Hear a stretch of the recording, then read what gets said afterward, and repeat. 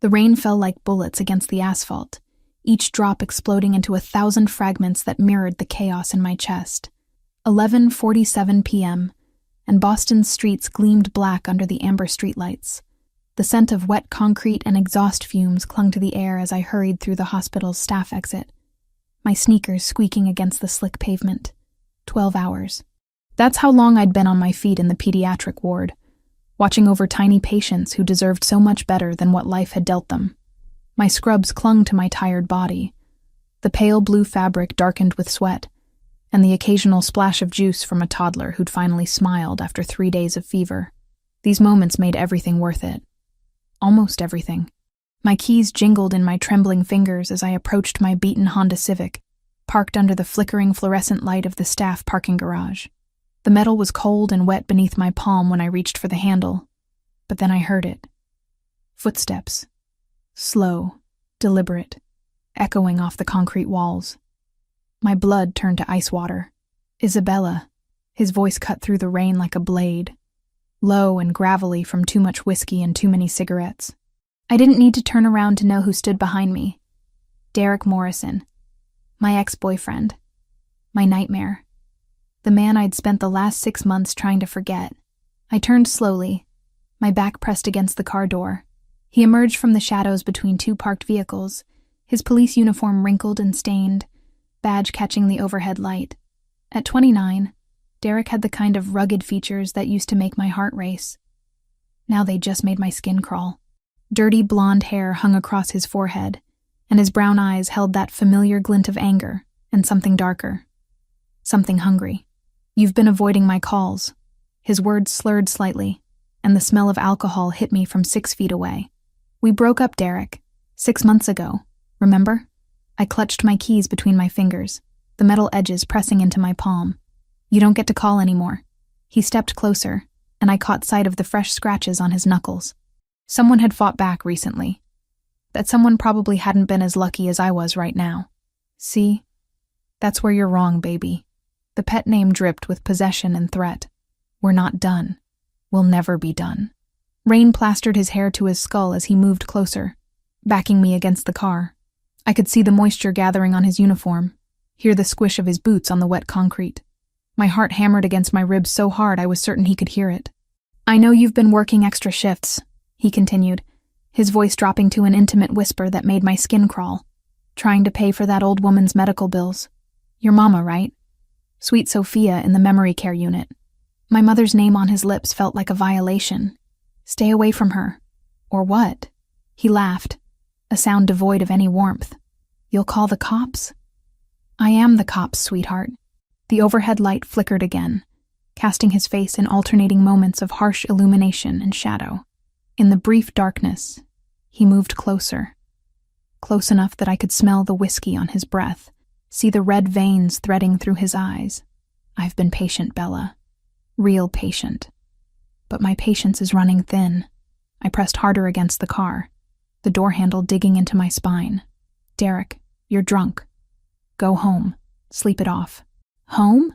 He barked out a laugh that echoed off the concrete walls. "You think I have a home? You think any of us have homes anymore?" Something in his voice changed, became desperate, frantic. This wasn't just about us anymore.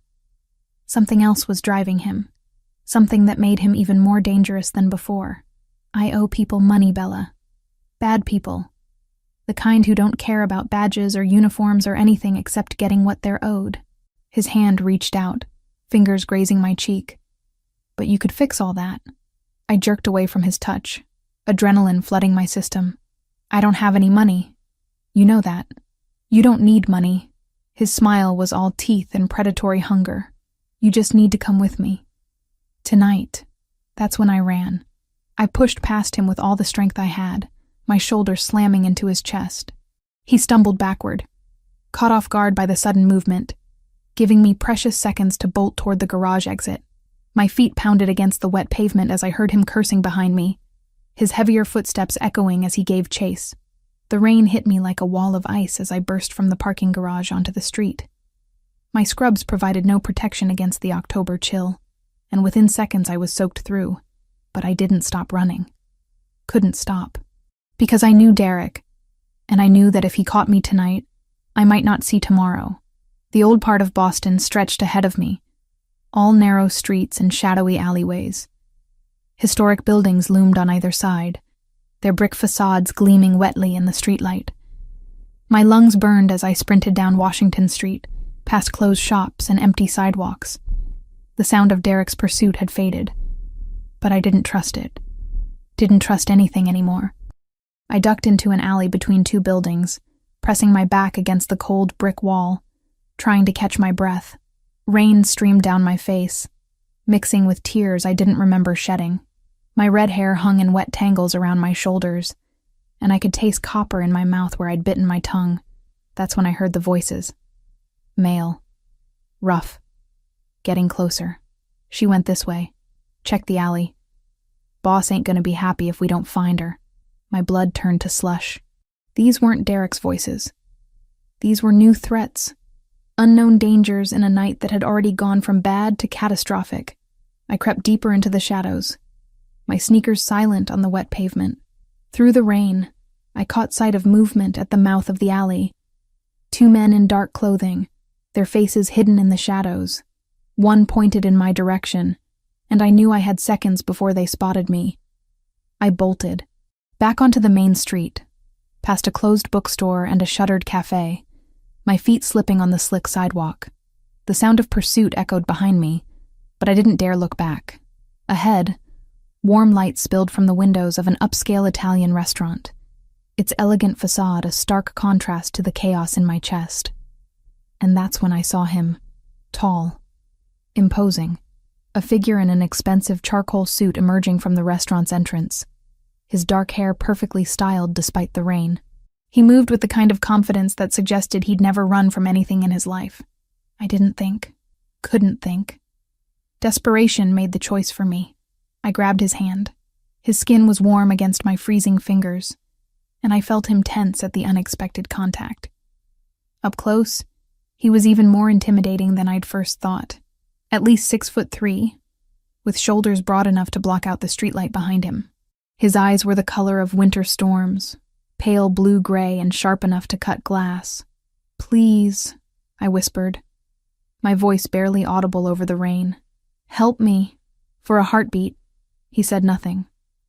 Just studied my face with those penetrating eyes, taking in my soaked scrubs, my terrified expression, the way I clung to his hand like a lifeline. Then Derek's voice cut through the night. "Bella, get back here." The stranger's gaze flicked past me to where Derek stood at the end of the block, rain-soaked and furious. Then his attention returned to me, and something shifted in his expression. Something dangerous and protective all at once. "Who hurt you?" His voice was low, controlled, with the faintest trace of an accent I couldn't place.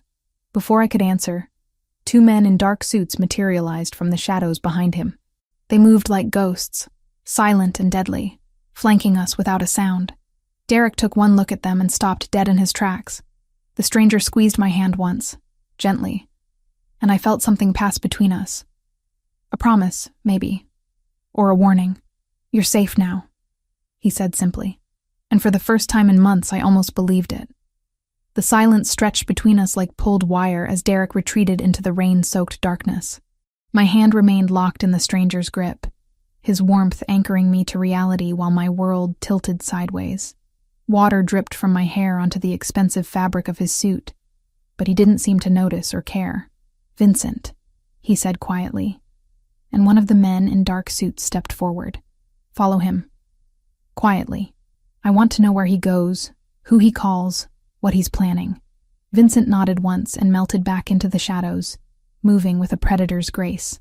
The remaining guard positioned himself near the restaurant's entrance, a silent sentinel against whatever other threats might emerge from Boston's underbelly. Only then did the stranger turn his full attention back to me. His eyes swept over my soaked scrubs, lingering on the fading bruise along my jawline that makeup hadn't quite concealed. Something dangerous flickered in those storm-gray depths. "You're shivering."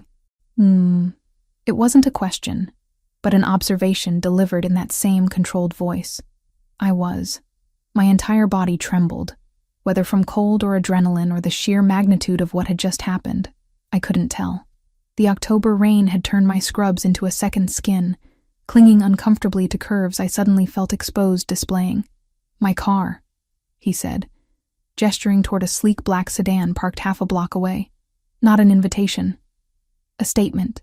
Every rational thought screamed at me to refuse, to thank him and walk away, to pretend this night had never happened.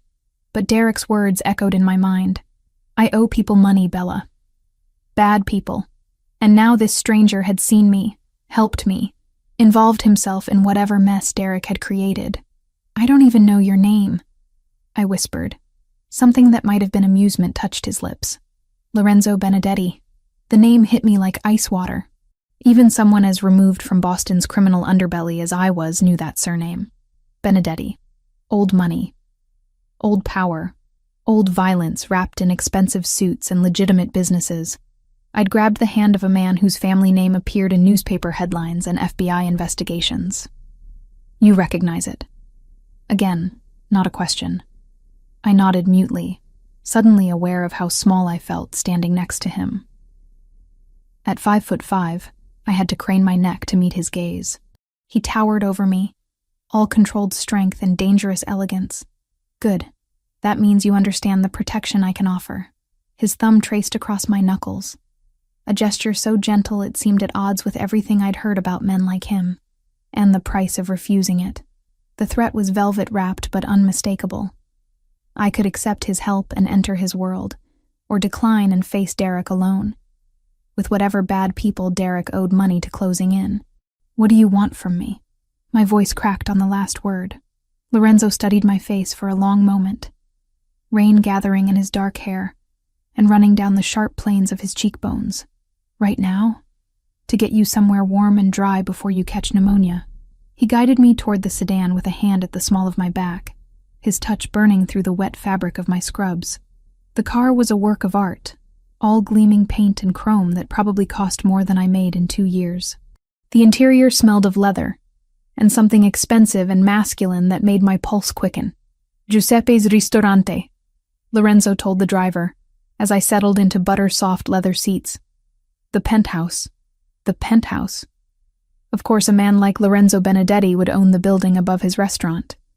Probably owned half the block, knowing his reputation. As the car pulled smoothly into traffic, I caught sight of my reflection in the tinted window.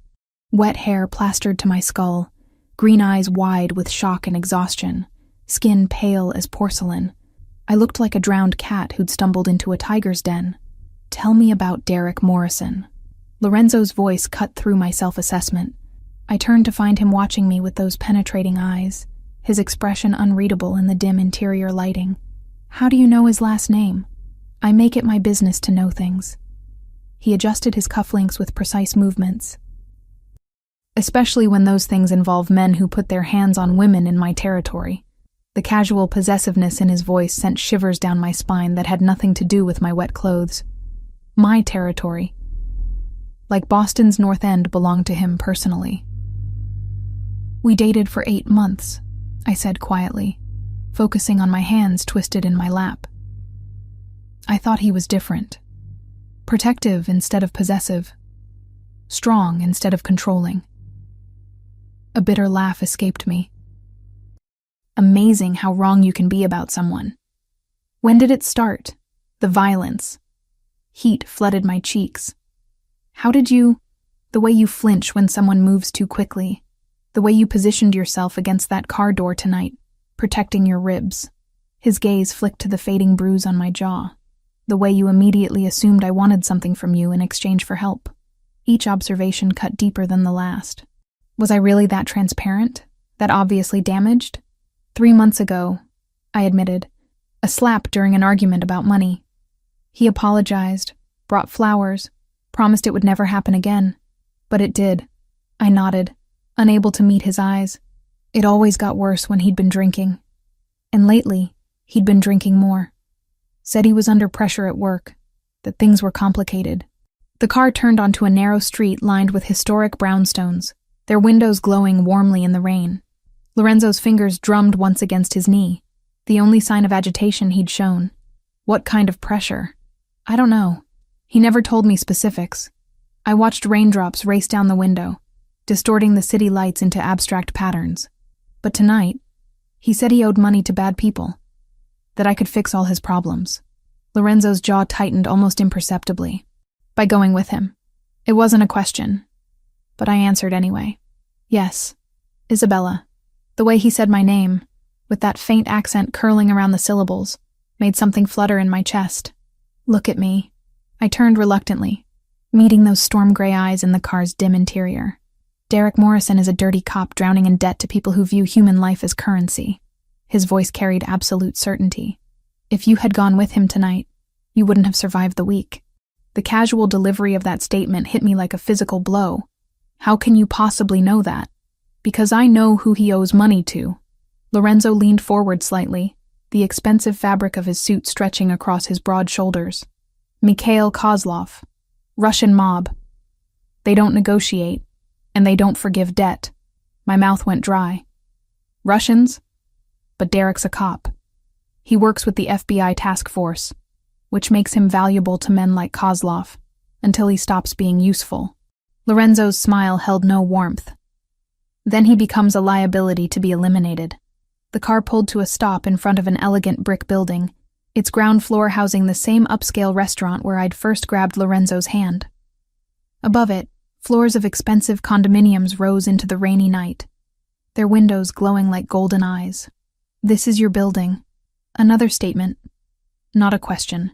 Giuseppe's has been in my family for 3 generations, Lorenzo said, stepping out into the rain. My great-grandfather built it when he first came to America. My grandfather expanded it. My father modernized it. He paused, rain beginning to darken his suit. I inherited it when I was 25. The way he said inherited suggested the circumstances hadn't been natural. Men in Lorenzo's world didn't retire to Florida and hand over the family business. The building's entrance was discreet but elegant, all polished marble and subtle lighting. A doorman materialized from nowhere to escort us inside, his respectful nod to Lorenzo speaking volumes about the man beside me. The elevator was a work of art, all brass fixtures and mirrors that reflected my bedraggled appearance from multiple angles. Lorenzo stood beside me in comfortable silence, his presence filling the small space completely.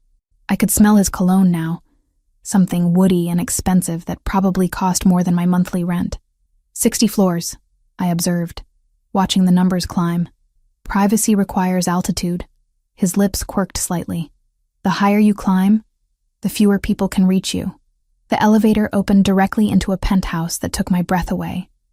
Floor-to-ceiling windows offered a panoramic view of Boston's skyline. The city spread out below us like a jeweled tapestry. Rain streaked the glass, creating patterns that shifted and reformed with each gust of wind. The space itself was a study in understated luxury. Clean lines, neutral colors, furniture that probably cost more than my car. Everything spoke of wealth, but quiet wealth. The kind that didn't need to shout to be heard. You're still shivering, Lorenzo observed. I was. Despite the penthouse's warmth, I couldn't seem to stop trembling.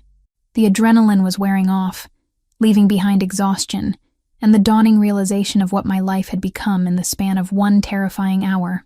Lorenzo disappeared down a hallway and returned with a thick terry cloth robe and a towel. There's a guest bathroom through there, he said, pointing toward an archway. Hot shower. Take as long as you need. The kindness in the gesture nearly undid me. When was the last time someone had offered me comfort without expecting something in return? Why are you helping me? The question tumbled out before I could stop it. Lorenzo moved to the window, hands clasped behind his back as he gazed out at the city below. Rain continued to lash the glass. But from up here, the storm seemed distant and manageable. Maybe I don't like seeing women afraid. He glanced back at me, and something in his expression made my pulse quicken. Or maybe I have my own reasons for wanting Derek Morrison to pay for his mistakes. Before I could ask what he meant, my phone buzzed in my pocket. The sound cut through the penthouse's quiet like a gunshot, making both of us tense. Derek's name glowed on the screen. Answer it, Lorenzo said quietly. Let him know you're safe. Safe? I stared at him. I'm in the penthouse of a man whose family protects what belongs to them. Lorenzo's eyes met mine, and something passed between us. A current of understanding, or maybe recognition. You grabbed my hand tonight, Isabella. That makes you mine to protect. The phone continued buzzing insistently. Outside, thunder rumbled across the city, and I realized my life had just changed forever. The morning light filtering through Lorenzo's penthouse windows felt surreal, like waking up inside someone else's life. I sat at the marble kitchen island, fingers wrapped around a coffee cup that probably cost more than my weekly grocery budget, watching Boston stretch out below in golden autumn sunshine. The storm had passed, leaving the city washed clean and gleaming. 48 hours. That's how long I'd been here, playing the strangest game of house with a man whose very name made people cross the street. 2 days of borrowed silk pajamas, gourmet meals I couldn't pronounce, and the constant, nagging awareness that I was a guest in a gilded cage. You're thinking too loud. Lorenzo's voice came from behind me, rich and slightly amused. I turned to find him leaning against the kitchen doorway, dressed in charcoal slacks and a white shirt with the sleeves rolled up to his forearms. Even in this casual state, he radiated the kind of controlled power that made my pulse skip. His dark hair was slightly mussed, and I caught myself wondering if he'd slept badly too. I should go home, I said for the third time since Friday night. I have a life, responsibilities, patients who need me. Dr. Martinez covered your shifts. He moved into the kitchen with that fluid grace I was beginning to recognize, pulling ingredients from the refrigerator. Your supervisor was very understanding when I explained you were dealing with a family emergency. I stared at him. You called my hospital? Without asking me? I called everyone who needed to know you were safe. Lorenzo cracked eggs into a bowl with practiced precision. Your landlord knows you'll be away indefinitely. The nursing home where your mother lives received an anonymous donation to cover her care for the next 6 months. Each revelation hit me like a physical blow. You had no right. I had every right. His voice remained calm, but something dangerous flickered in those gray eyes. The moment you grabbed my hand, you became my responsibility. I'm not your responsibility. I'm not anyone's responsibility but my own. Lorenzo set down the whisk and turned to face me fully. In the morning light, I could see details I'd missed in the rain-soaked darkness of that first night. The scar that bisected his left eyebrow. A thin white line that suggested violence survived. The slight stiffness in his right shoulder when he moved, as if compensating for an old injury. The way his eyes constantly scanned our surroundings, even here in his own home. Tell me about Derek Morrison's debts, he said, ignoring my protest entirely. I don't know anything about his debts. I told you that. Tell me what you do know. It wasn't a request. I sank back onto the bar stool, suddenly exhausted. Fighting Lorenzo felt like trying to move a mountain with my bare hands. He started acting strange about 4 months ago. Paranoid. Jumpy. He'd get phone calls at odd hours and step outside to take them. Lorenzo resumed cooking, but I could feel his attention focused entirely on my words. What kind of calls? I don't know. He always went to another room. I wrapped my hands tighter around the coffee cup, seeking its warmth. But after he'd hang up, he'd be agitated for hours. Sometimes he'd drink until he passed out. And the violence started around the same time. Heat flooded my cheeks. Even after everything, talking about Derek's abuse felt like admitting to some fundamental failure on my part. Yes, he was taking his fear and frustration out on you because he couldn't take it out on the people who actually threatened him. Lorenzo's voice carried an edge of controlled anger. Coward's behavior. The eggs sizzled as they hit the heated pan, the domestic sound at odds with our conversation. Lorenzo moved around the kitchen like he belonged there, which surprised me. Men in his position usually had people to handle mundane tasks like cooking. You know how to cook, I observed, needing to shift away from the subject of Derek's fists. My grandmother insisted all her grandsons learn. Said we'd never find good women if we couldn't feed ourselves. A genuine smile ghosted across his lips. She was a formidable woman, 5 feet tall, and absolutely terrifying. The glimpse of warmth in his expression made something flutter in my chest. Was? Died when I was 26. Lived to see me take over the family business. Made sure I understood the responsibility that came with the name. His smile faded. She would have liked you. How can you possibly know that? Lorenzo plated the eggs alongside perfectly toasted bread and fresh fruit arranged like a piece of art. Because you work in a children's hospital. Because you've been taking care of your mother alone for 3 years. Because when a violent drunk cornered you in a parking garage, your first instinct was to fight, not cower. He set the plate in front of me, and I caught a whiff of his cologne mixed with the scent of cooking. It was disturbingly domestic, this moment of quiet breakfast conversation. As if we were a normal couple discussing normal things instead of a kidnapped nurse and her captor talking about grandmother's recipes. "This isn't kidnapping," Lorenzo said, reading my thoughts with unsettling accuracy. "This is survival. Then I can leave? Right now, if I want?" He was quiet for a long moment, gray eyes studying my face. "Where would you go?" "Back to your apartment, where Derek knows you live. Back to the hospital, where he knows you work. Back to visiting your mother, where he knows you go every Sunday." Each question hammered home the horrible truth I'd been avoiding. Derek had woven himself so thoroughly into my life that there was nowhere he couldn't find me. Nowhere I'd be safe. "He's a police officer," I said weakly. "There are rules, procedures. Rules don't apply to desperate men with gambling debts." Lorenzo leaned against the counter, crossing his arms over his chest. "And they certainly don't apply to the people Derek owes money to." I picked at the eggs, my appetite evaporating. "So, what's your solution? I hide in your penthouse forever?" "My solution is that Derek Morrison stops being a problem." The quiet certainty in his voice sent ice through my veins. "What does that mean?" "It means you don't need to worry about him anymore." "Lorenzo." I set down my fork, meeting his gaze directly. "What does that mean?" For a moment, I saw something raw flicker across his features.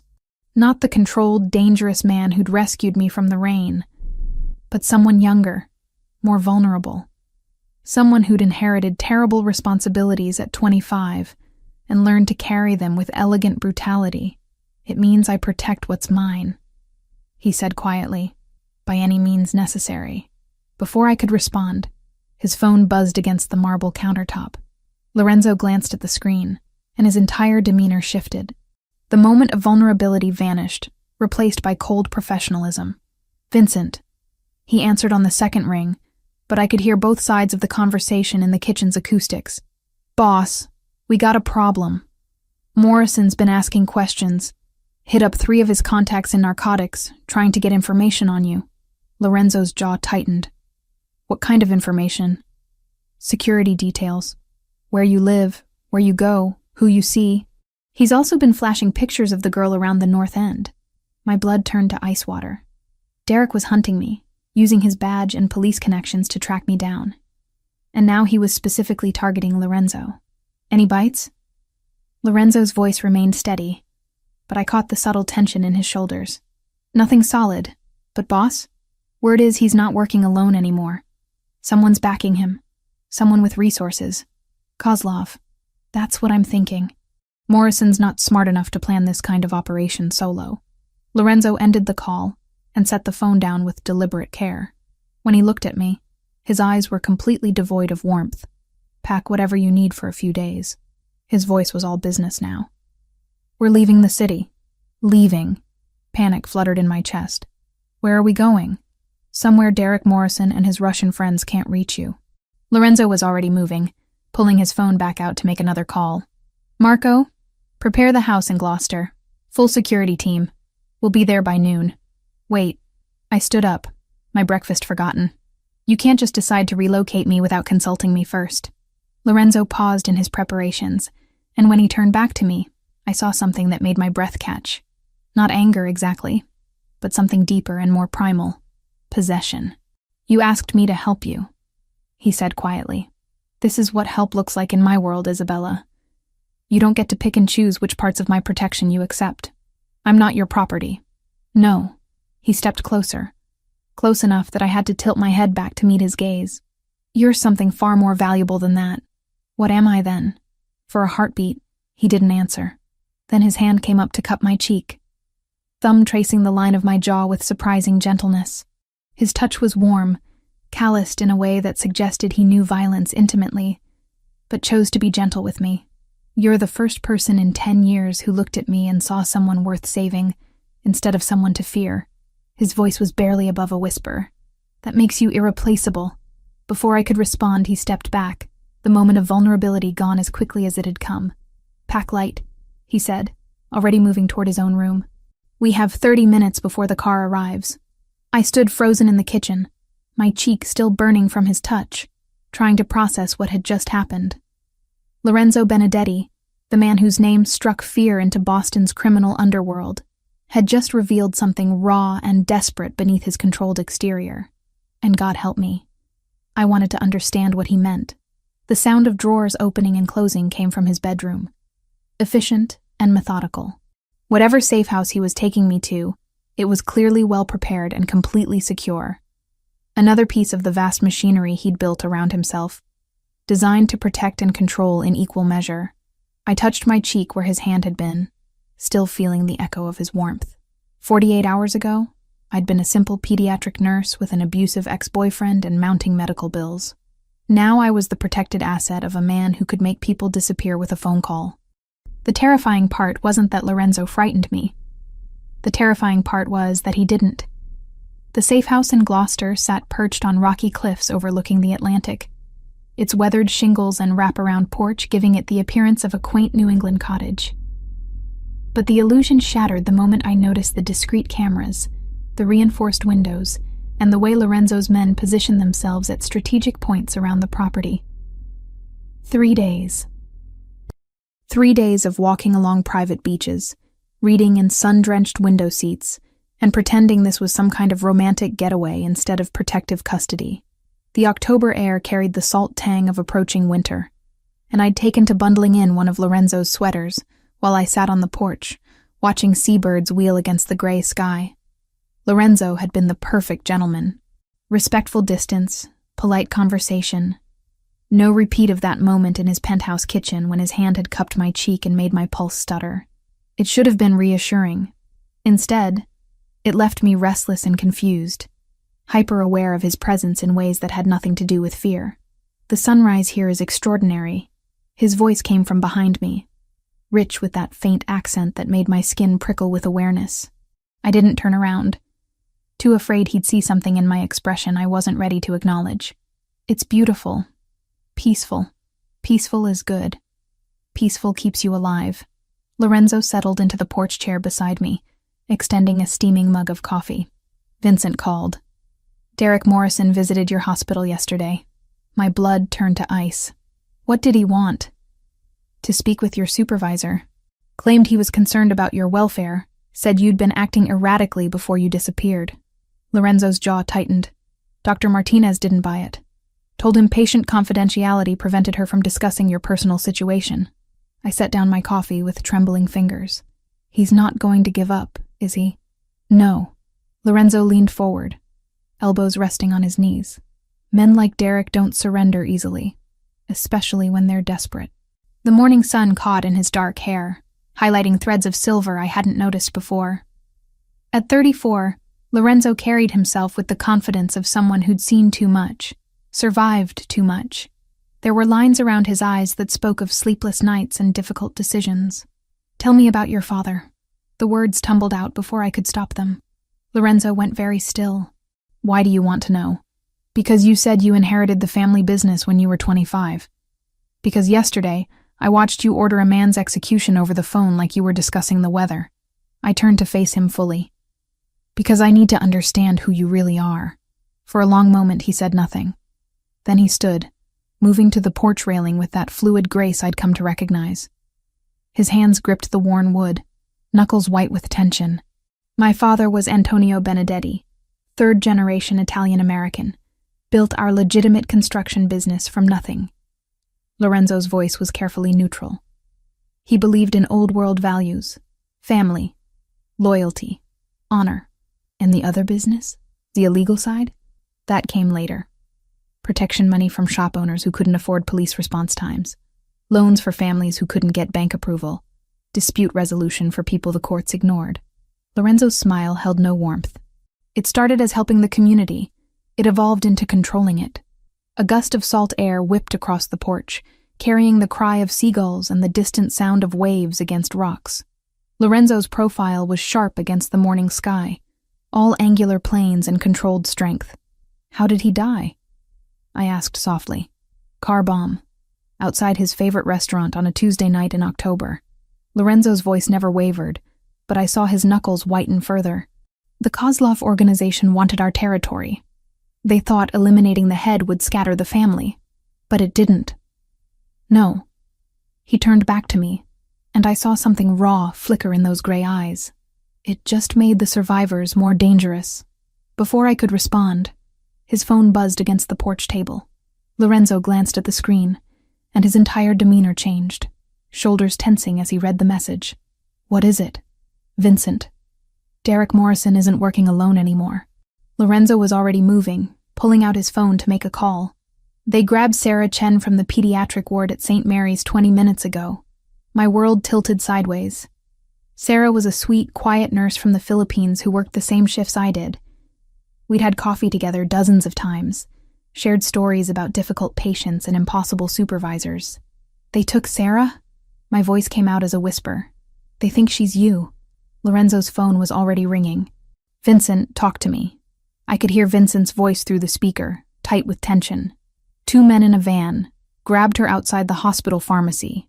Professional job. But boss, they fucked up. Chen's got distinctive tattoos on her arms. Nothing like Isabella's description. How long before they realize their mistake? Maybe an hour. Maybe less if they're smart enough to check her ID. Lorenzo's face had gone granite hard, all traces of the man who'd shared stories about his grandmother vanishing behind a mask of cold calculation. Kozlov's people? Has to be. Morrison doesn't have the resources for an operation this clean. My hands started shaking. They'll kill her when they realize she's not me. No. Lorenzo's voice cut through my rising panic. They won't. How can you possibly know that? He ended the call and turned to face me. And what I saw in his expression made my breath catch. Not just anger, but something primitive and protective that spoke to places in my chest I'd thought Derek had killed forever. Because I'm going to get her back.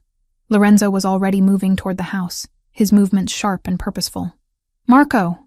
One of his men appeared instantly, as if he'd been waiting for the summons. Boss, contact every asset we have in Boston. I want locations on Kozlov's operation, full intelligence on his men, and a tactical assessment of where they're most likely holding the girl. You want me to call in favors from the families?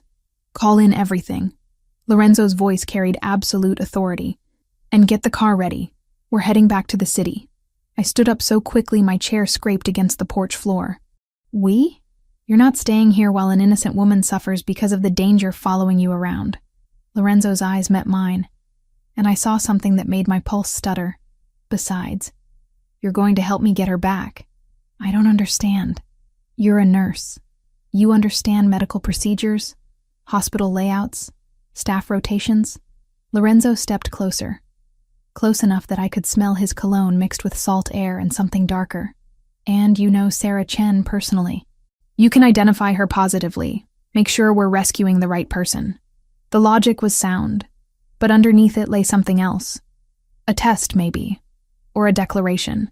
Lorenzo was inviting me into his world completely, showing me what it meant to be under his protection. This is dangerous, I said. Though even as the words left my mouth, I knew I'd already made my decision. Everything worthwhile is dangerous.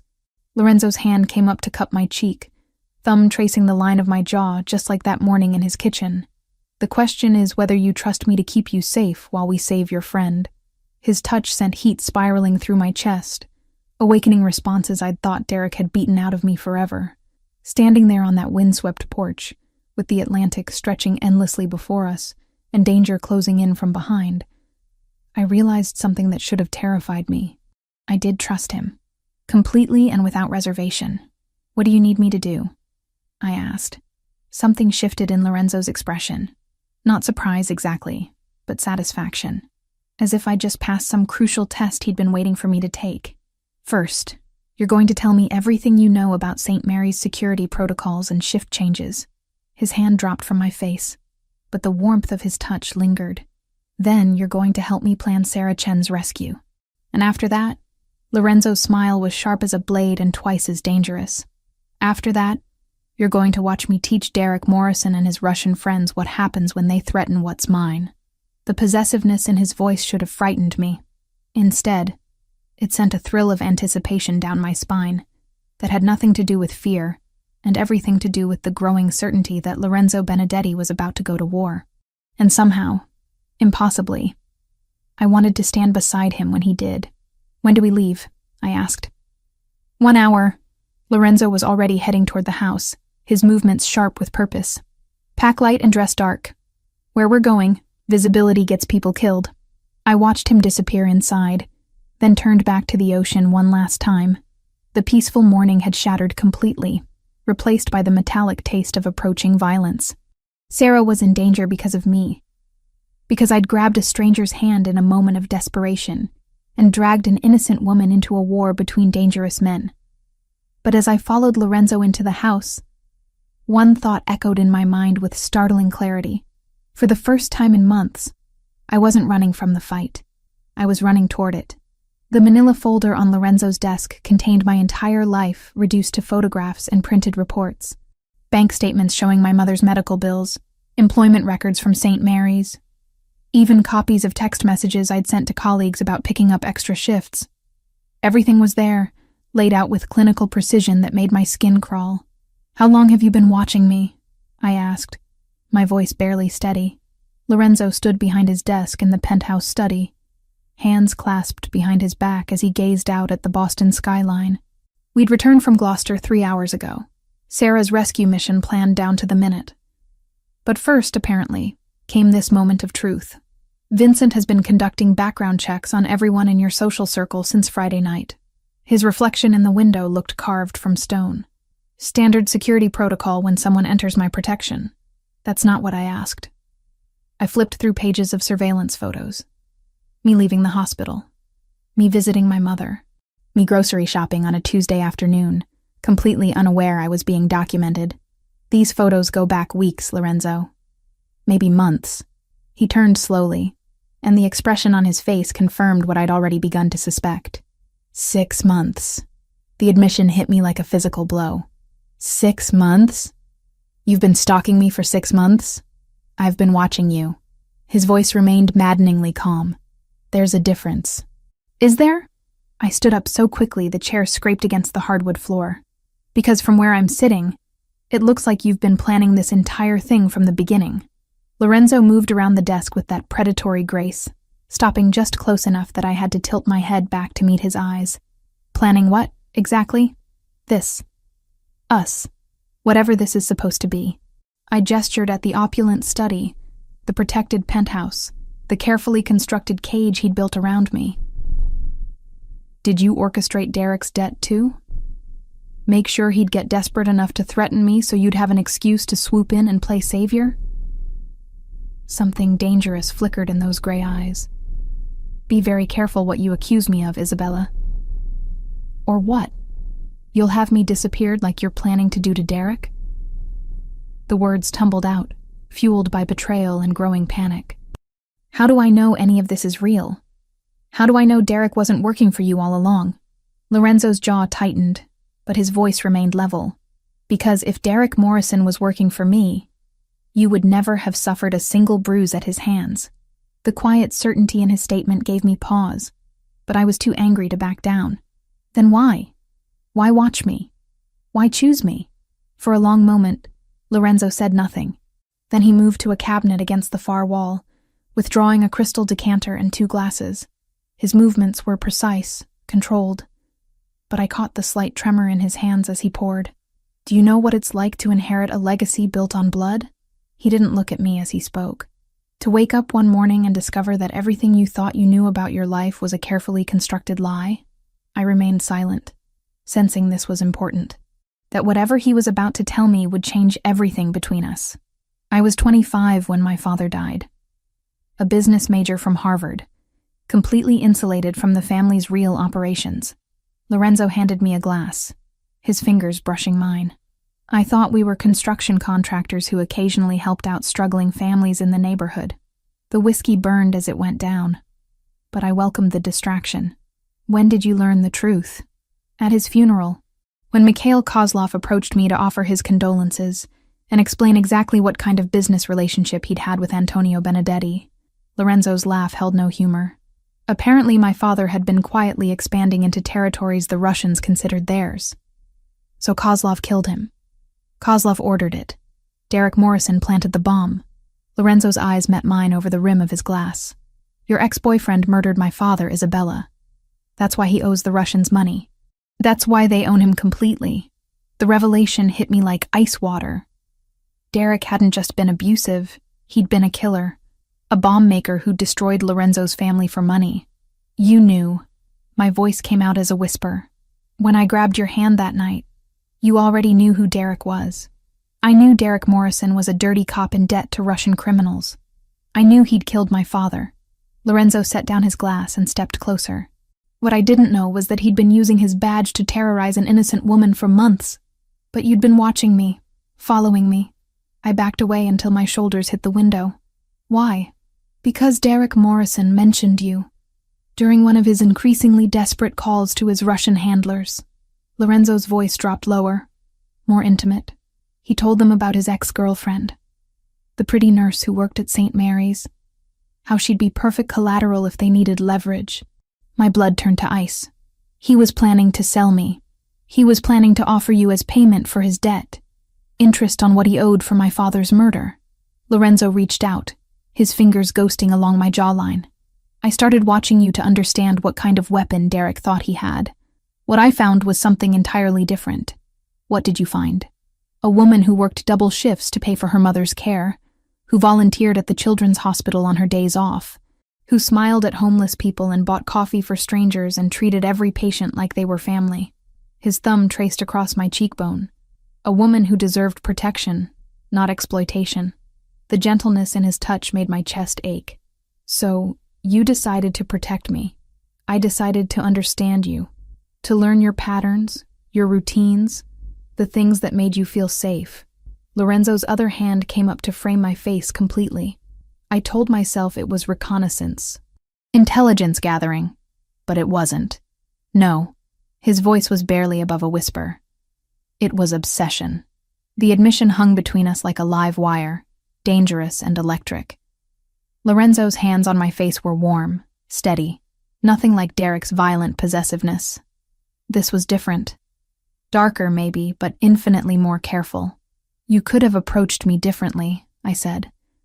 Told me about Derek's debt, warned me about the danger, and you would have gone to the police, filed reports, trusted the system to protect you. Lorenzo's smile was sharp as a blade. Derek Morrison is the system, Isabella. He would have buried your complaints and escalated his timeline. So instead you waited for him to corner me in a parking garage. I waited for you to need me. His hands dropped from my face, and immediately I missed their warmth. I waited for circumstances to align so that when I offered you protection, you'd be desperate enough to accept it. The manipulation was breathtaking in its scope and execution. Lorenzo hadn't saved me from Derek's violence. He'd simply positioned himself to be available when that violence finally escalated beyond my ability to handle it alone. I should be furious, I said quietly. You should be. You should demand I take you somewhere safe and leave you alone forever. Lorenzo moved back to his desk, putting distance between us. You should run as far and as fast as you can from what I represent. But I'm not going to. No? He looked up, and I saw something vulnerable flicker in those gray eyes. No. I crossed to where he stood, closing the distance he'd created. Because Sarah is still out there, scared and alone. Because Derek Morrison helped murder your father. And because despite everything you've done, I trust you more than I've ever trusted anyone. Lorenzo went very still. Isabella, you manipulated the situation, yes. You watched me without consent, invaded my privacy, orchestrated circumstances to make yourself indispensable. I reached up, cupping his face the way he'd done to me. But you also paid my mother's medical bills anonymously. You made sure I was safe at work. You never let Derek hurt me worse than he already had. That doesn't excuse what I've done. No, it doesn't. I stepped closer, until there was no space left between us. But it explains why you did it. And right now, understanding you matters more to me than forgiving you. For a heartbeat. Neither of us moved. Then Lorenzo's control shattered completely. He kissed me with a hunger that spoke of months of careful distance, of watching from shadows, and wanting what he couldn't have. His hands tangled in my hair. holding me steady as he claimed my mouth with devastating thoroughness. I kissed him back with equal intensity, pouring weeks of confusion and attraction and desperate need into the contact. When we finally broke apart, both breathing hard, Lorenzo rested his forehead against mine. "This changes everything," he said quietly. "I know. Once we save Sarah, once we deal with Derek and Kozlov, you'll be free to leave, to go back to your normal life." His eyes searched mine. "But if you stay, if you choose this, there's no going back." My world doesn't offer second chances or clean exits. I thought about my cramped apartment, my lonely shifts at the hospital, the small, safe life I'd built for myself. Then I thought about the way Lorenzo looked at me like I was something precious and dangerous and worth protecting at any cost. "I'm not going anywhere," I told him. Something fierce and possessive flared in his expression. "You're sure?" Instead of answering, I kissed him again, soft and certain and full of promise. When I pulled back, Lorenzo's smile was sharp enough to cut diamonds. "Then let's go get your friend back." Sarah was alive. Terrified but alive, cable tied to a chair in an abandoned warehouse near Boston Harbor, her dark hair matted with dried blood from where they'd struck her during the kidnapping. Through my binoculars, I could see the distinctive cherry blossom tattoo on her left forearm, confirmation that Kozlov's men had indeed grabbed the wrong woman. 12 men that we can count," Vincent murmured into his comm device. 2 on the roof, 4 patrolling the perimeter, 6 inside with the hostage. I crouched beside Lorenzo behind a shipping container, my heart hammering against my ribs as we surveyed the warehouse from our concealed position. The salt air carried the tang of low tide and diesel fuel, mixing with the metallic taste of approaching violence that seemed to coat everything in Lorenzo's world. "Where's Derek?" Lorenzo's voice was barely above a whisper, but it carried deadly intent. "No sign of him yet, but boss, we got a problem. Lucas just called in. Kozlov's people grabbed Clara Martinez 20 minutes ago." The blood in my veins turned to ice water. Lucas was Lorenzo's younger brother, his second-in-command and most trusted lieutenant. Clara was Lucas's girlfriend, a sweet archaeology student who taught children's art classes on weekends. She had nothing to do with any of this except the misfortune of loving a Benedetti. Lorenzo's jaw tightened, but his voice remained controlled. "Where?" "Outside her apartment near BU campus. Professional job, same as the nurse. 3 men, black SUV, gone in under 30 seconds. Vincent's voice crackled through the earpiece. Lucas is compromised." Lorenzo finished the thought with cold precision. "Emotional, desperate, likely to make stupid decisions that get people killed." I touched his arm, feeling the coiled tension beneath his jacket sleeve. "We can save them both." "No." Lorenzo's eyes never left the warehouse as he spoke. "We save Sarah first. Methodically. According to plan. Then we deal with Clara and whatever leverage Kozlov thinks he has over my brother." The calculating coldness in his voice should have frightened me. Instead, it was oddly reassuring. This was Lorenzo in his element, compartmentalizing emotions to focus on tactical necessities. The kind of man who could dismantle an enemy's entire operation while maintaining perfect control. "What about the inside team?" I asked, studying the warehouse layout through the binoculars.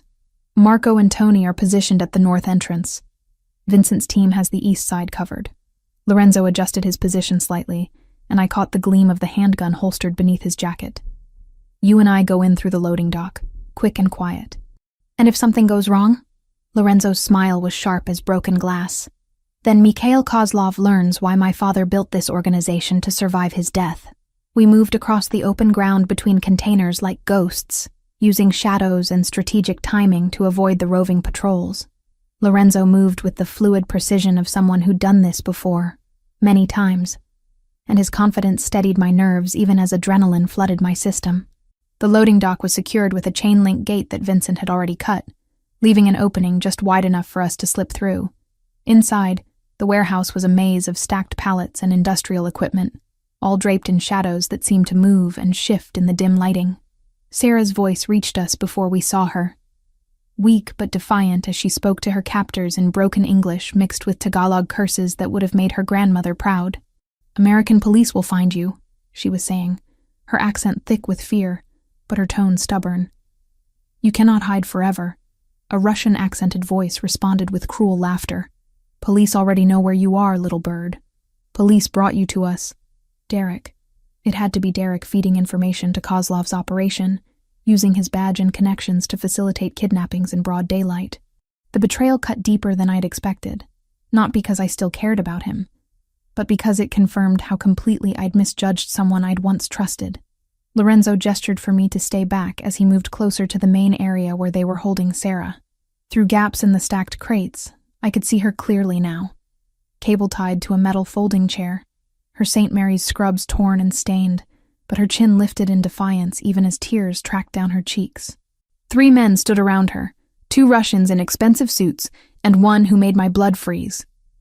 Derek Morrison, still in his police uniform, badge gleaming under the warehouse's fluorescent lights as he leaned casually against a workbench. "This is taking too long," Derek was saying, checking his watch. "Benedetti should have made contact by now." "Patience," replied one of the Russians, a thin man with silver hair and cold eyes. "Fear makes men sloppy. Let him worry about his woman a little longer. She's not his woman. She's my ex-girlfriend. And she's nothing special." Derek's voice carried the bitter edge I remembered from our worst fights. "Isabella Rossi is a nobody nurse with more debt than sense. Then why does Lorenzo Benedetti protect her like she's family?" The Russian stepped closer to Sarah, who shrank back in her chair. "Why does he move her to safe house? Why does he mobilize his entire organization when she disappears?" Derek had no answer for that, and I saw uncertainty flicker across his features. He'd expected Lorenzo's interest in me to be casual, temporary. The depth of resources being deployed to ensure my safety clearly surprised him. Lorenzo's hand touched my shoulder, and I turned to find him gesturing toward a side corridor that would bring us closer to Sarah's position. We moved together, careful to avoid the creaking floorboards and metal debris that littered the warehouse floor. "The other girl is more valuable," Derek said suddenly, his voice carrying a desperate edge. "Clara Martinez. She's dating Benedetti's brother. That's real leverage." "Perhaps." The Russian's smile was coldly amused.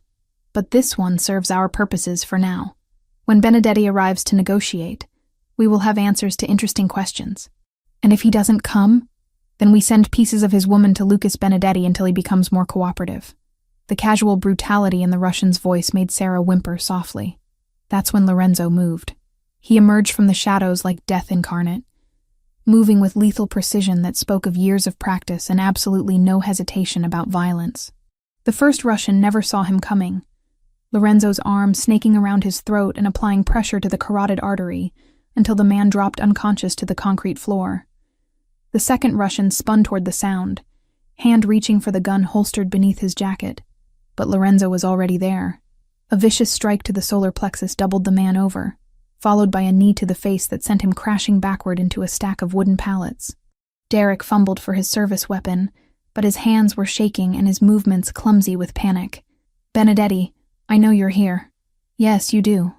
Lorenzo stepped into the light, completely calm despite having just incapacitated 2 trained killers in under 10 seconds. "The question is whether you're smart enough to surrender.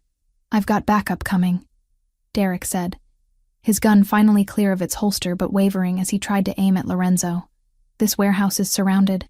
Your backup consists of Mikhail Kozlov's men, most of whom are currently unconscious or dead." Lorenzo's smile was terrifying in its complete lack of emotion. "My people are significantly better trained than yours."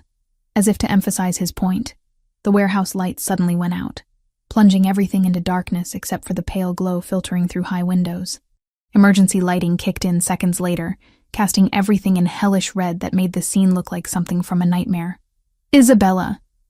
Derek's voice cracked as he spun around, searching the shadows. "I know you're here too. This is all your fault.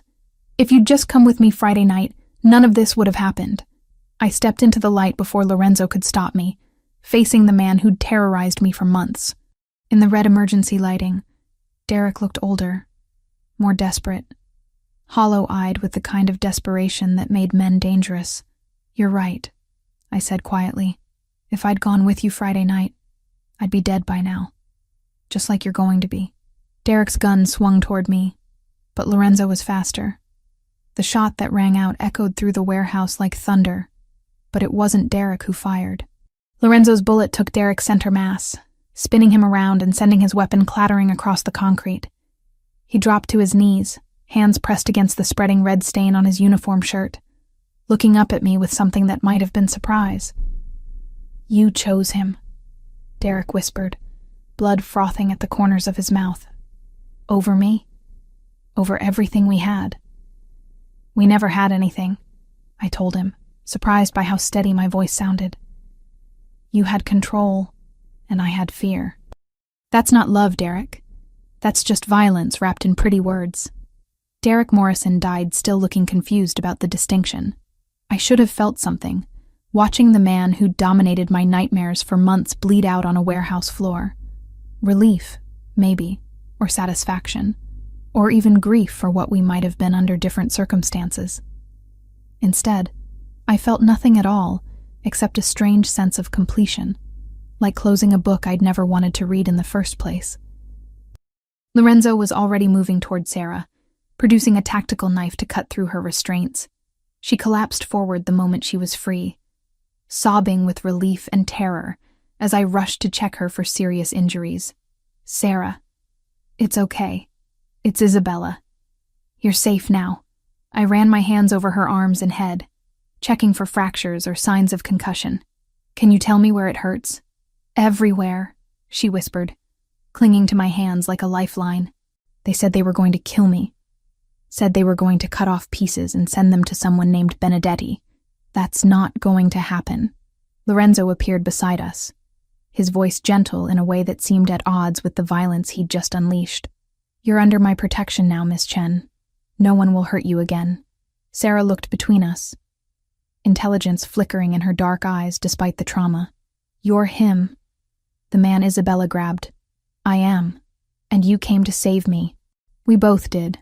Lorenzo's gaze met mine over Sarah's head, and something passed between us that had nothing to do with words, and everything to do with the choice I'd made to stand beside him in his world of shadows and violence.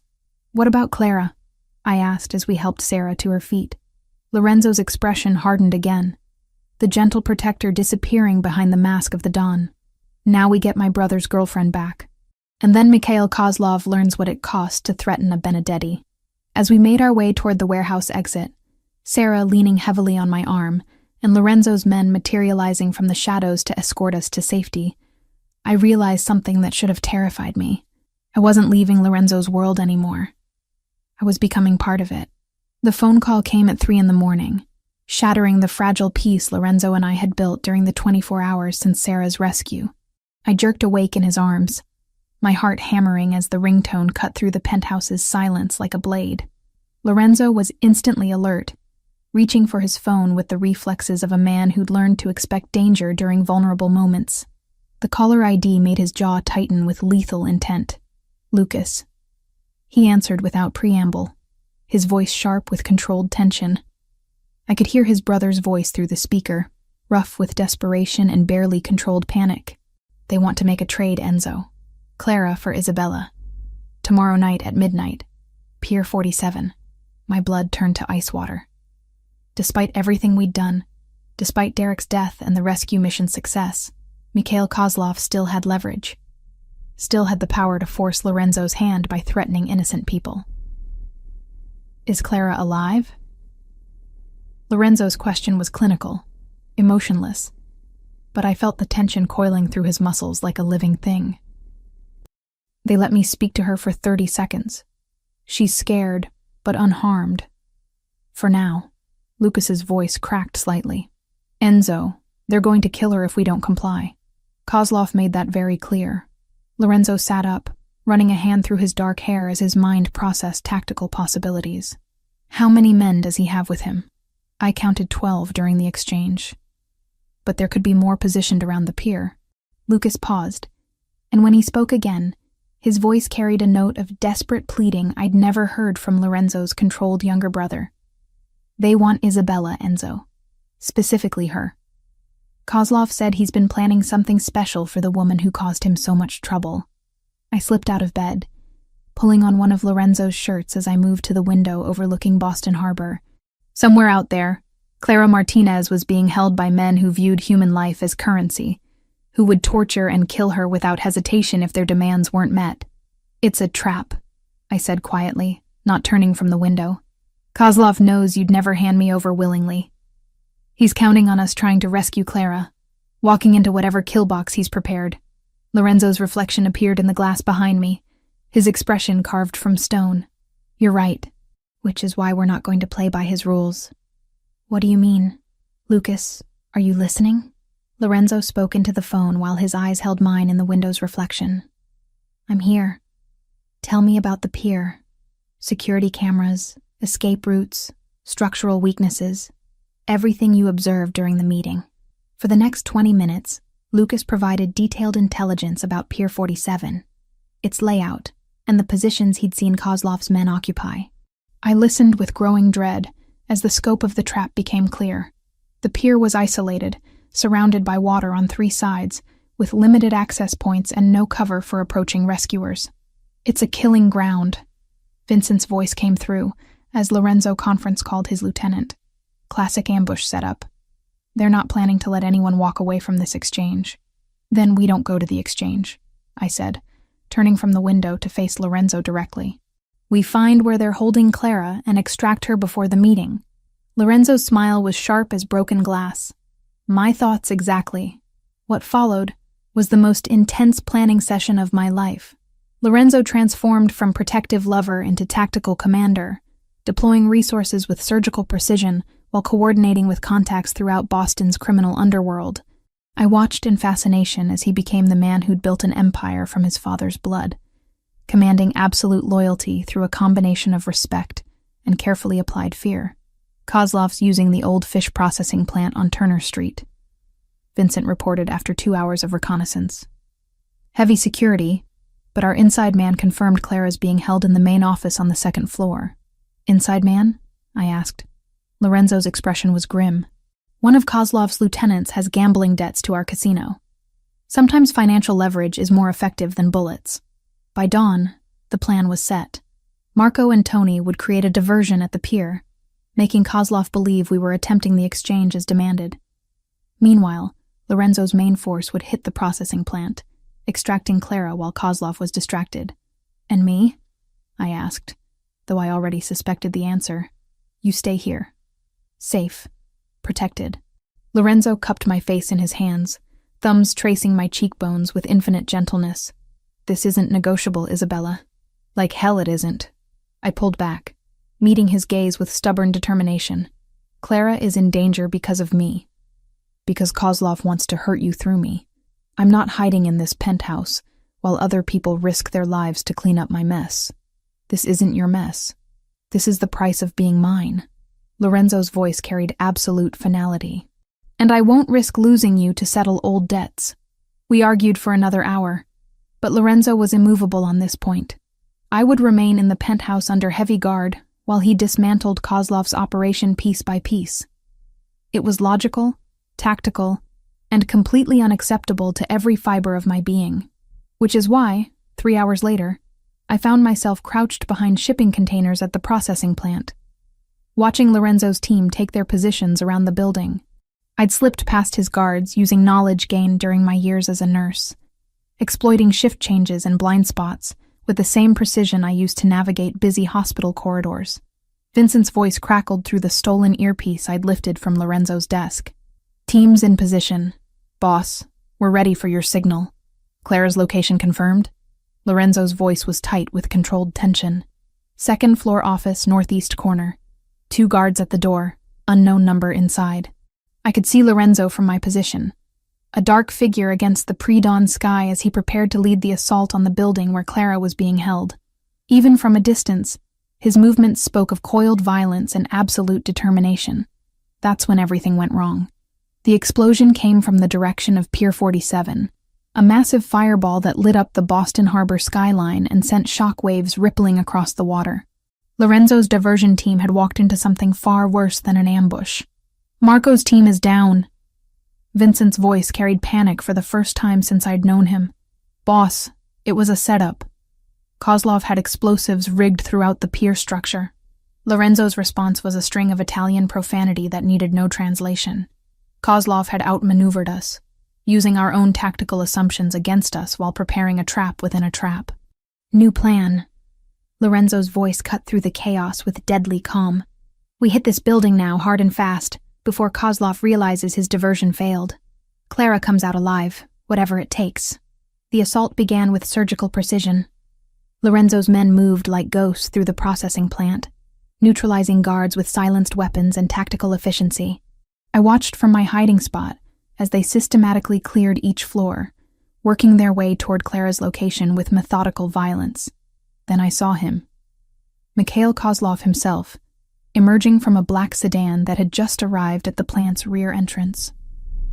Silver-haired, elegantly dressed, moving with the confidence of a man who believed he controlled every variable in the equation. He wasn't alone.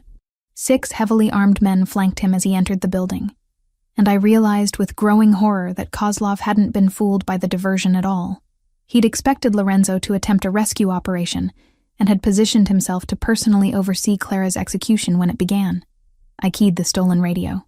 Lorenzo, Kozlov just arrived at the rear entrance with reinforcements. He's heading for the 2nd floor. Silence stretched across the comm channel before Lorenzo's voice came back, deadly quiet. Isabella, what the hell are you doing here? Being useful. Clara's in immediate danger. Kozlov isn't here for a prisoner exchange. He's here for a public execution.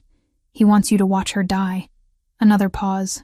Then Lorenzo's voice again, this time carrying resignation mixed with fury. Vincent? Isabella's position? North side, behind the blue containers. Boss, she's got good cover, but she's completely exposed if this goes sideways. I could practically hear Lorenzo's teeth grinding as he processed this new complication.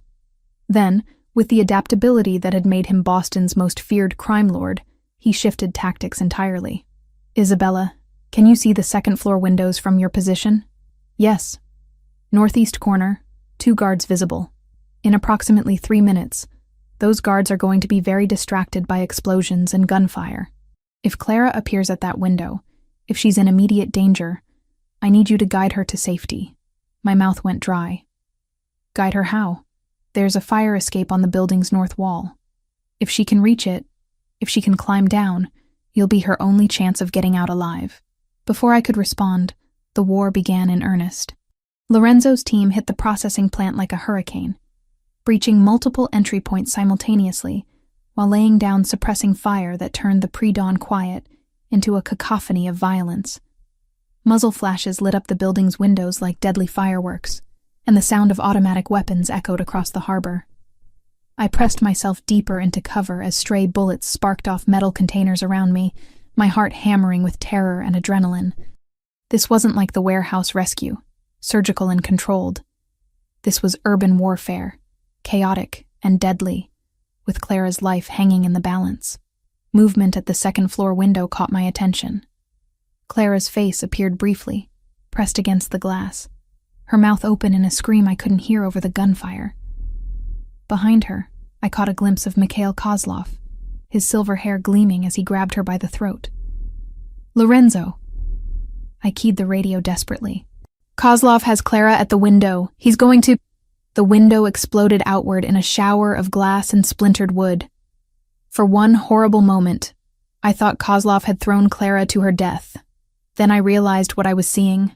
Clara Martinez, 23-year-old archaeology student and children's art teacher, had grabbed a desk lamp and used it to smash through the window herself. She perched on the narrow ledge, bleeding from multiple cuts, looking down at the 30-foot drop to the alley below. Kozlov appeared behind her, gun in hand, his face twisted with rage, as he realized his hostage was attempting to escape. That's when I made the decision that would define the rest of my life. I stood up from behind the containers, making myself visible to both Clara and Kozlov, and shouted at the top of my lungs, "Clara! The fire escape! North side!" Kozlov's gun swung toward me, muzzle flash strobing in the pre-dawn darkness as bullets sparked off metal and concrete around my position. But Clara heard me, saw me, understood what I was telling her. She jumped. Not down to the alley, but sideways, toward the building's north wall where the fire escape ladder waited. Her fingers caught the metal rungs, and she hung there for a terrifying moment before beginning her descent. Kozlov's attention followed her movement, his gun tracking toward Clara's vulnerable form on the fire escape. I could see him taking aim, preparing to end Lucas's girlfriend with cold precision. That's when Lorenzo appeared behind Kozlov like an avenging angel, moving through the shattered window with lethal grace. His knife found Kozlov's throat before the Russian could fire, opening his carotid artery in a spray of arterial blood that painted the window frame crimson. Mikhail Kozlov, the man who'd ordered Antonio Benedetti's death and terrorized Boston's underworld for decades, died gurgling his own blood while staring down at the woman who'd escaped his carefully planned revenge. Clara reached the ground, just as Lorenzo's men finished securing the building.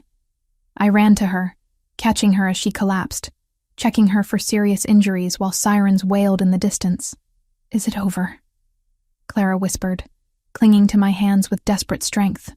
I looked up at the second-floor window where Lorenzo stood silhouetted against the rising sun, Kozlov's blood still dripping from his blade. "Yes," I told her, and meant it. "It's over." But as Lorenzo's gaze found mine across the distance separating us, I realized something fundamental had changed during the violence and chaos of the morning. I wasn't the same woman who'd grabbed a stranger's hand in the rain a week ago. I was someone else entirely. Someone harder, more dangerous, and completely committed to the man who'd just killed to protect the people I cared about. Someone who belonged in Lorenzo Benedetti's world of shadows and blood.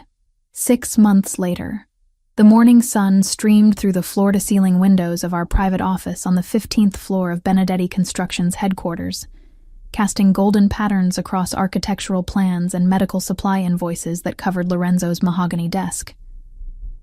Outside, Boston stretched in all directions, a city that no longer felt foreign or dangerous, but like something I helped protect. I initialed the final purchase order for the new pediatric wing at St. Mary's, officially completing the largest charitable donation in the hospital's history. The Isabella Benedetti Foundation had funded everything from new surgical equipment to a state-of-the-art children's cancer research facility, all while maintaining complete anonymity about its benefactor's true identity. "The board meeting went well?" Lorenzo asked, looking up from construction contracts as I set aside the medical files. "Dr. Martinez sends her regards, and her gratitude."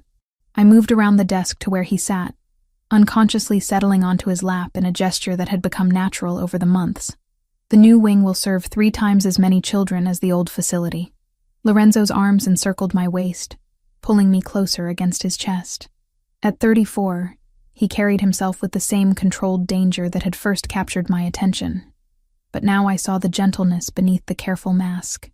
The way his touch always lingered on my wedding ring, the platinum band he'd slipped onto my finger in a private ceremony 3 months ago. "Any regrets?" he asked, the question he'd posed countless times since I'd chosen to leave my nursing career and join his world completely. "About the hospital work?" "Sometimes." I traced the thin scar that bisected his left eyebrow, a memento from the night Kozlov died. "About you?" "Never." The Isabella Benedetti, who'd grabbed a stranger's hand in the rain, would barely recognize the woman I'd become. Gone were the financial struggles, the sleepless nights worrying about my mother's care, the constant fear that had defined my existence with Derek. In their place was a different kind of tension, sharper and more purposeful, the knowledge that I now stood at the center of an empire built on calculated violence and absolute loyalty. "Vincent's report came in this morning," Lorenzo said, his fingers combing through my hair with practiced affection. "The Torino family has accepted our terms for the harbor contracts." I nodded, understanding the implications. 6 months of careful negotiation had secured Benedetti Construction's dominance over Boston's waterfront development, generating millions in legitimate revenue while providing cover for less legal enterprises.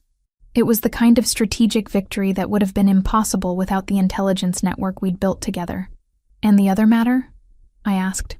Lorenzo's expression darkened slightly. Commissioner Walsh confirmed it. "Derek Morrison's death has been officially ruled a gang killing. Case closed. The investigation into Kozlov's organization died with him." Relief flooded through me, though I maintained the composed exterior I'd learned was essential in Lorenzo's world. Derek's death had been necessary, justified, and completely illegal. Having it disappear into bureaucratic limbo removed the last shadow hanging over our new life. My phone buzzed with a text from Clara. now Lucas's fiancée and my closest friend in this rarefied world of organized crime wives and girlfriends. The message showed a photo from their engagement party planning. Her radiant smile a stark contrast to the terrified woman I'd helped rescue from that fire escape. "Clara wants to know if we're free for dinner Sunday," I told Lorenzo. "Lucas is cooking. Lucas can barely make coffee without supervision. Clara's been teaching him. Apparently, he's developed a passion for Italian cuisine." I laughed, imagining Lorenzo's younger brother struggling with pasta and sauce while his archaeology student girlfriend provided patient instruction. She says it's adorable watching him try to impress her grandmother. Lorenzo's smile was genuine, the expression transforming his features from dangerous to devastatingly handsome. "Tell them yes. It will be good for Lucas to show off his domestic skills." The intercom on his desk buzzed softly. "Mr. Benedetti, your 2:00 appointment is here. Send them in." The office door opened to admit Vincent and Marco, both men nodding respectfully as they entered. 6 months had transformed my relationship with Lorenzo's inner circle from wary acceptance to genuine trust, built through shared danger and demonstrated loyalty. "The Amalfi property is ready for your inspection," Vincent reported, setting a folder on the desk. "Full security installation, private airstrip, complete communications array. Your honeymoon location, as requested." I glanced at Lorenzo in surprise. We'd discussed taking a delayed honeymoon once the territorial disputes were settled, but he'd been characteristically secretive about the details. "Italy?" I asked. "The Amalfi Coast, my great-grandmother's village." Lorenzo's fingers intertwined with mine, and I caught the gleam of his own wedding band, white gold that matched my own. "I thought it was time you met the rest of the family." The rest of the family. The phrase carried weight in Lorenzo's world, implications that went far beyond simple relatives. Meeting the Italian Benedettis meant formal recognition, acceptance into a dynasty that stretched back generations. "How long?" I asked. 2 weeks, maybe 3, depending on how negotiations go with the old families. Lorenzo's smile turned predatory.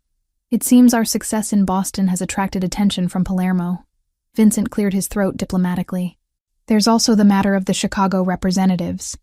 They've requested a meeting about territorial boundaries in the Midwest." I listened as Lorenzo and his men discussed expansion possibilities, territorial agreements, and revenue projections with the same casual precision I'd once used to discuss patient care rotations. The language was different, the stakes infinitely higher, but the underlying structure felt familiar. Problems to solve, people to protect, systems to optimize. "What about St. Mary's?" I asked when they finished. "I have 3 foundation meetings scheduled next week. Sarah can handle the day-to-day operations," Lorenzo replied. "She's proven remarkably capable at managing charitable distributions." Sarah Chen had surprised everyone by requesting a position with the foundation, rather than returning to nursing after her rescue. The trauma of her kidnapping had left her unable to handle the stress of hospital work, but she'd discovered a talent for organizing relief efforts and coordinating medical supply donations. "And my mother? The care facility in Amalfi has been thoroughly vetted. Your mother will receive the same level of care she gets here, with the added benefit of Mediterranean climate and specialized dementia treatment." Lorenzo cupped my face gently. "She'll be safe, Isabella. They all will."